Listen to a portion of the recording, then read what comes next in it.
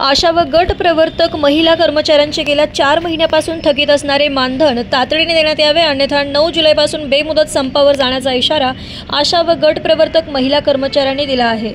मानधनासह विविध मागण्यांसाठी सांगली जिल्हा परिषद कार्यालयावर आशा व गट प्रवर्तक महिला कर्मचाऱ्यांनी धडक मोर्चा काढत निदर्शने करण्यात आली।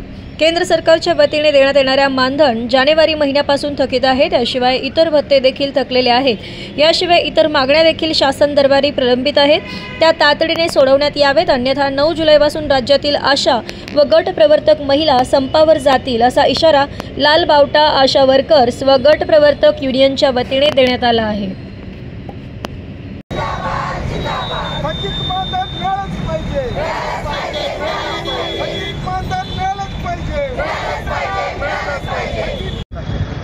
आज सांगली जिल्ह्यातील आशा व गटप्रवर्तकांनी सांगली जिल्हा परिषदेवर मोर्चा काढलेला आहे।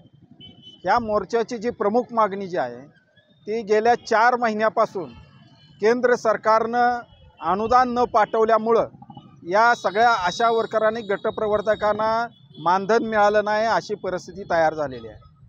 आता मानधन न देता किंवा महिन्याचे पैसे न देता जर सरकार यांना काम करा म्हणत असेल तर या महिलांचा संघर्ष तीव्र होणं हे अपेक्षित आहे।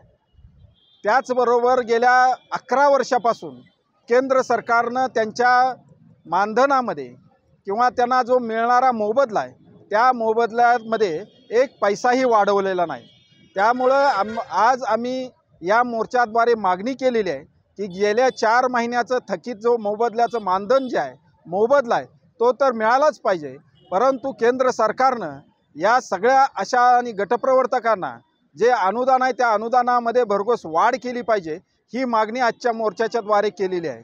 जर समजा सरकारनं ऐकलं नाही तर येत्या 9 जुलैला या महाराष्ट्रामधल्या देशामधल्या आणि त्याचबरोबर सांगली जिल्ह्यामधल्या सर्व आशा आणि गटप्रवर्तक ह्या संपावर जाणार आहेत, हा इशाराही आम्ही देत आहोत। नमस्कार, लाल बावटा आशा व गट प्रवर्तक युनियन सांगलीच्या वतीनं मी कॉम्रेड मीना कोळी अध्यक्ष। आज जो आमचा आशा व गट प्रवर्तकांचा मोर्चा जो जिल्हा परिषदेवर धडकणार आहे त्या बाबतीत ज्या आमच्या मागण्या आहेत त्या प्रमुख मागण्या आहेत। केंद्र शासनाचा जो आमचा मोबदला आहे तो गेली जानेवारी 2025 पासून आज अखेर थकीत राहिलेला आहे। त्याचप्रमाणे जे स्थानिकचे जे प्रश्न आहेत, ACF सर्वेचे मानधन असेल, पल्स पोलिओचे मानधन असेल, तेही थकीत राहिलेलं आहे। आणि जे प्रश्न आहेत ते प्रलंबित ते लवकरात लवकर सोडवण्याचा माननीय DHO साहेबांनी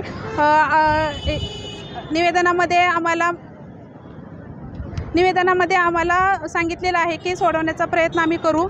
तर आजचा हा मोर्चा आहे ते आम्ही प्रलंबित मागण्या घेऊन आज जिल्हा परिषदेवरती जाणार आहोत। येणाऱ्या काळामध्ये केंद्र शासनाचा जो थकीत मोबदला आहे तो वेळेवर द्यावा, अन्यथा येणाऱ्या जे पावसाळी अधिवेशन असेल त्याच्या अनुषंगानं आम्ही खूप मोठ्या प्रमाणामध्ये आम्ही मोठं आंदोलन करू, असा इशारा आजच्या आंदोलन मोर्चातर्फे मी देत आहे।